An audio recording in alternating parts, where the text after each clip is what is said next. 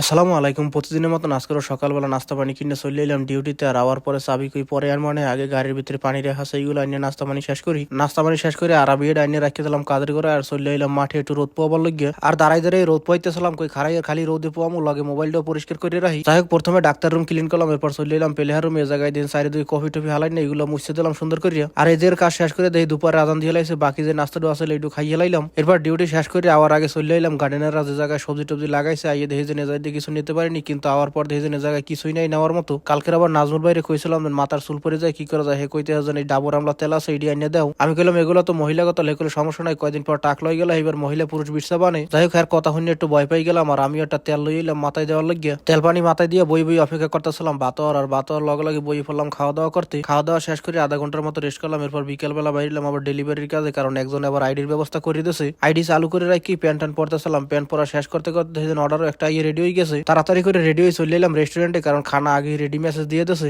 আর মাশাআল্লাহ order pick up করার পর দেখেছেন অর্ডার লই যেতে প্রায় 18 কিলোমিটার দূরে একদম উষাগার। যাই হোক, অর্ডার পিক আপ করে রওনা দিলাম। আর যাওয়ার সময় রাস্তা দিয়েছেন চারিপাশে মরুভূমি, রাস্তার ভিতরে গাছপালা লাগে না, যার কারণে ঠান্ডা প্রচুর পরিমাণে লাগতেছে। আর প্রথম অর্ডার দিয়ে আইতে এত সময় লাগিয়ে গেছে যে 7টার উপরে বাজে গেছে। আওয়ার পর আবার অর্ডার এলো কেএফসির। একটা সুবিধা আছে, রাস্তায় ট্রাফিক নাই, কিন্তু প্রচুর পরিমাণে ঠান্ডা, যার কারণে গাড়ি আসতেই চালান লাগে। যাই হোক, এরপর রাত্রি 11টা মতো কাজ করলাম। আর বাসায় দিয়েছেন সবাই ঘুমাই গেছে, এই জন্য ভাত তরকারি সব লইয়ে চলে এলাম কিচেনে খাওয়ার লাগিয়ে।